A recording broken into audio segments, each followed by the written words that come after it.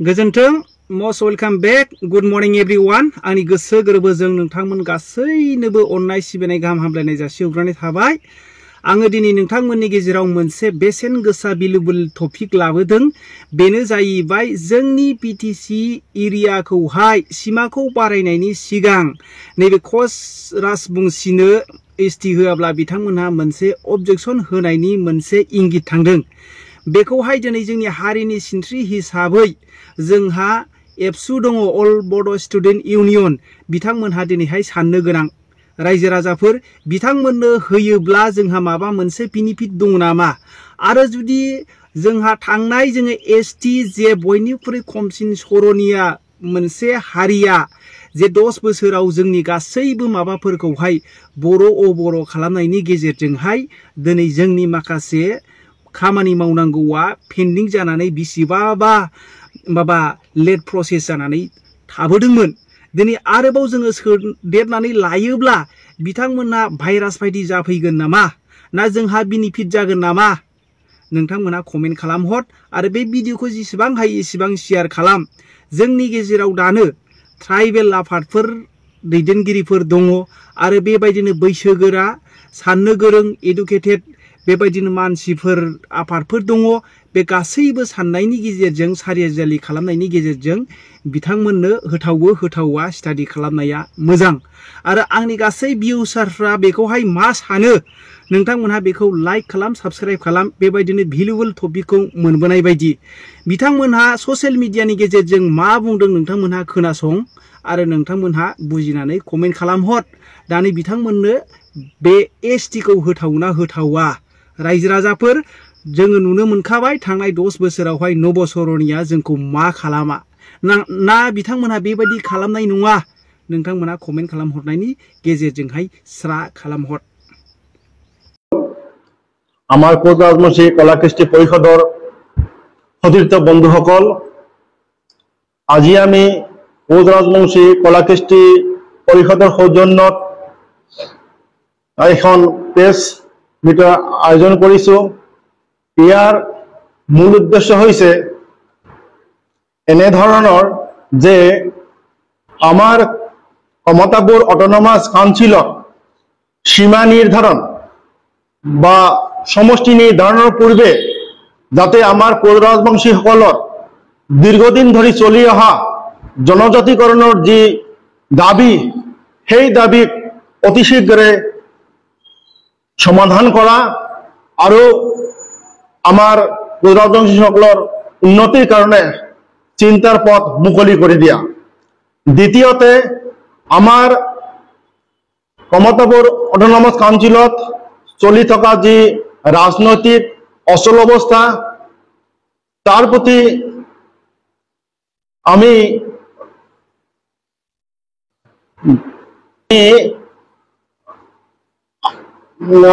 এনেকা অনুমান কৰিছো যে আমাৰ ইএম আমাৰ এএসিৰ বিভিন্ন সমষ্টিৰ মহকুমাত যাতে এখনকৈ চিলাৰায় ভৱন নিৰ্মাণ কৰে তাৰ কাৰণে আমি দাবী জনাইছো তাৰোপৰি আমাৰ কোচ ৰাজবংশী ভাষাক যাতে অষ্টম সূচীত অন্তৰ্ভুক্ত কৰে তাৰ বাবে আমি দাবী জনাইছো ইয়াৰ লগতে আমাৰ বিভিন্ন স্কুল কলেজ মেডিকেল আৰু চাকৰিৰ ক্ষেত্ৰতো যি সংৰক্ষণ সেয়া বহুত কম তাক বৃদ্ধি কৰাৰ কাৰণে আমি আমাৰ সংগঠনৰ জৰিয়তে চৰকাৰক দাবী জনাইছো ইয়াৰ লগতে আমাৰ কেএলৰ সন্দৰ্ভত কেন্দ্ৰীয় চৰকাৰৰ লগত শান্তি চুক্তিৰ যি আলোচনা ইয়াক আমি লেহেমীয়া দেখা পাইছো অন্যান্য সংগঠনৰ তুলনাত আমাৰ ইয়াতে গুৰুত্ব কম দিয়া পৰিলক্ষিত হৈছে গতিকে আমি আমাৰ এই সংগঠনৰ জৰিয়তে আমি আহ্বান জনাইছো কেন্দ্ৰীয় চৰকাৰলৈ যাতে ইহঁতে অতি সোনকালে শান্তি চুক্তিৰ এটা ব্যৱস্থা কৰি ইহঁতক মূল সূচীলৈ আহিবলৈ সুযোগ দিয়ে আমাৰ সাংবাদিক বন্ধুসকল আৰু আমাৰ কোচ ৰাজবংশী কলাকৃষ্টি পৰিষদৰ অন্যান্য সদস্যবৃন্দ, কথাটো হ'ল আজিৰ আমাৰ যিটো সংবাদ মেল, এই সংবাদ মেলত আমি কিছু কথা প্ৰকাশ কৰাৰ কাৰণে আমি আজিৰ সংবাদ মেলখন পাতিছোঁ। আপোনালোকে কোঅপাৰেশ্যন কৰি আছে। নম্বৰ ওৱান কথাটো হ'ল আমাৰ যিটো প্ৰজাতিসকলৰ কেএছএ যিটো সমস্যা, ইয়াৰ যিটো সীমা নিৰ্ধাৰণ আৰু যিটো চিটবিলাকৰ যিটো সংৰক্ষণ, আসন সংৰক্ষণ, এই সংৰক্ষণ তেতিয়াই হ'ব যেতিয়া প্ৰজাতন্ত্ৰী জনগোষ্ঠীটোক জনজাতিকৰণ কৰা হ'ব। এয়া দীৰ্ঘদিনীয়া সমস্যা। গতিকে কেন্দ্ৰীয় চৰকাৰ তথা আমাৰ ৰাজ্য চৰকাৰক আমি বিনম্ৰভাৱে অনুৰোধ কৰিছোঁ যে এইটো সমস্যা হিচাপে ঘোষিত নকৰি সমাধান হিচাপে ঘোষিত কৰাৰ কাৰণে চিন্তা কৰিব লাগে। এইটো আমি আমাৰ অসম চৰকাৰ তথা আমাৰ অসমৰ মাননীয় মুখ্যমন্ত্ৰী হিমন্ত বিশ্ব শৰ্মাক টানি অনুৰোধ কৰিম। দ্বিতীয় কথাটো হ'ল আমাৰ যিটো নেকি আমাৰ TLO সশস্ত্ৰ সংগঠন, এই সংগঠনটোৱে দীৰ্ঘদিন ধৰি যিটো আমাৰ প্ৰজাতন্ত্ৰী জনজাতিকৰণৰ ক্ষেত্ৰত যিটো দাবী, এই দাবী উত্থাপন কৰিছে। ইয়াৰ লগতে আমাৰ জীৱন সিংহ যে আছে, জীৱন সিংহৰ লগত যিটো শান্তি চুক্তি আলোচনা হ'ব লাগিছিল, সেই শান্তি চুক্তিত আমাৰ কেন্দ্ৰীয় চৰকাৰ তথা আমাৰ অসম চৰকাৰে গুৰুত্ব দিয়া